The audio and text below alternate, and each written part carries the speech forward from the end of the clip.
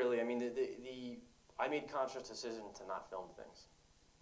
So it was kind of any type of censorship was kind of done. It was self-censorship kind of early on in the whole thing.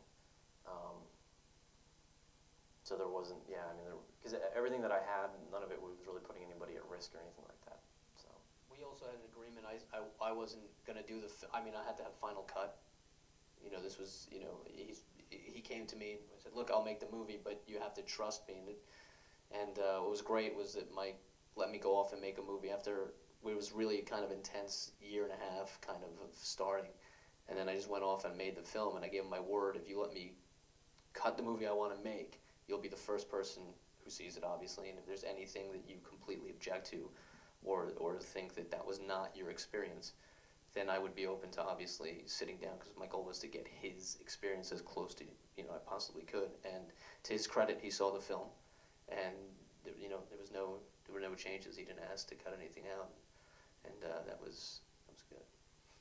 Thank you, Mike. and just for the record, I think that that Chris did you know, an outstanding job of portraying what it's like to be in a war, and it's from the raw footage that he had in the journals, what you saw there, I think, resonates with audiences and people that have served in combat. And I think that was something that was very, very difficult to do, because he had a limited amount of raw material to work with. So I just think he did a great job. So next question. When you were touring Babylon, some paragraph came on the screen. I wondered what that meant. Look it up. Well, the goal was to not translate, because they didn't know what was going. That's why there's a scene also in the middle of the movie when they're talking to three guys, and my idea was, well, let's not translate anything, because Mike and the rest of the guys had no idea what was written in Babylon and what was. To answer your question, I have no idea. I have no idea what it says. The words actually are reflections of what he's saying, just in different language. So it's talking about hope, peace. It was all different elements. Hope and peace Hope is and what the peace. answer is. How many hours of footage did you have? I had over 20, and then when we combined all of ours together, it was 50 or 60. So Not a lot of it usable. Just throw that out there. The thing that seemed to impress me was how upbeat everybody seemed. Was that just for the camera, or was everybody really kind of positive thinking the whole time? no, I mean, Marines are professionals, and it's you have to be upbeat, because if you're, especially the officers, need to be upbeat, because once you lose that, it actually translates well to business, you know, marriage, anything else. Once you lose the morale, it's over. That's the most important piece of the whole thing.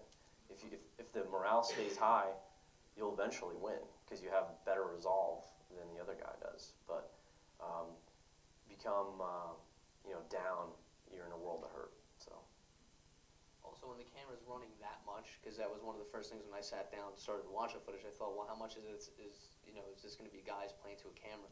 But when the camera's rolling and you're with it every day, that all goes out the window. You know, within a couple hours, people are sick of the camera, and it's just a part of their everyday extension. There was no playing to it. Because you were over there, do you think you're going to have an interest in what's evolving over there? Do you have a sense of likely where you think things will be in a year or two in both Afghanistan and Iraq? I have a you know, very strong interest, because I have personal friends that are still over there. So you know, absolutely. I think you know, obviously the turning point in Iraq was when we changed tactics and kind of got off the big forward operating bases and out into the towns. And I think we're going to do the same thing. I mean, we're going to do the same thing in Afghanistan. It's going to take, you know, a while, but it'll eventually go our way. I mean, I don't know, but that's what I think. So. I mean, so what I find interesting, I think your mission, the initial mission was based on a big lie, that there would be weapons of mass destruction, yeah? And I do understand the anger you found afterwards, when you were betrayed and how they made you into a puppet of something that was not real. So what I find interesting is, you said that you came to terms and that you found that you're proud and that you think that you did a good job. I did a great job. I didn't kill any civilians that, you know, that I saw, and I didn't get any of my own guys wounded. So that was my job. was to get as many of my Marines home alive, and and clear the way for 1st Battalion, 4th Marines to be able to push forward. So from a guy who was on the front lines, that's my job. I don't care about the political elements of the whole thing. It means nothing to me. My job was to make sure my guys were well trained, and we hit the target. I didn't kill any fellow Marines or, like I said, civilians. So, but I understand what you're saying, and I get this question every time, and it's hard to explain. But I signed up to be a U.S. Marine. The guys, whoever's the commander in chief, you got to do what he tells you to do. But my job is not to have feelings one way or the other.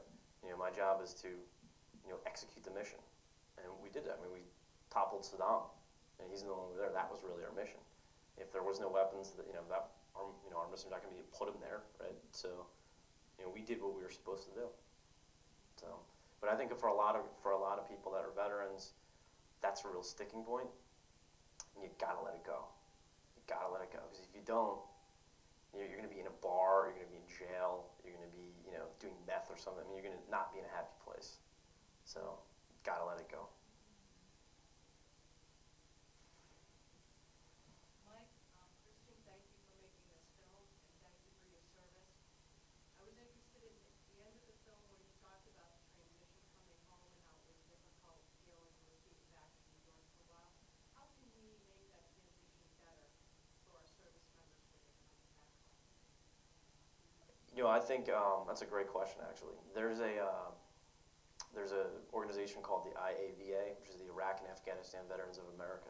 They had a TV spot that was out a couple months ago, and it had a serviceman getting off an airplane in New York, and the entire gate was empty. And he went to baggage claim, and it was empty, and there was nobody there. He's walking through Manhattan, it was completely empty.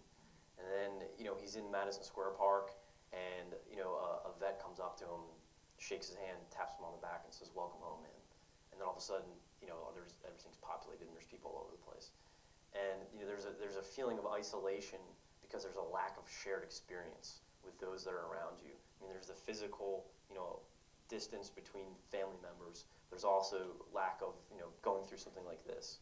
So if you know somebody who's back from the war who might be having problems, have them get help. There's VA, there's numbers that they can call. There's tons of organizations. I mean, that is very, very important. You need to get yourself, you need to help them help themselves, whether, in any way possible. So either get them help, or, if they are opening up. I found that guys that are in my unit that saw this, when we premiered at South by Southwest, there was a guy who was actually in some of the footage, whose mother and girlfriend came up to me with tears in their eyes, saying, "Thank you for making this film," because now they understand what he went through, and it creates some of that shared experience. So really, it's trying to have some sort of understanding, and not letting things kind of boil over.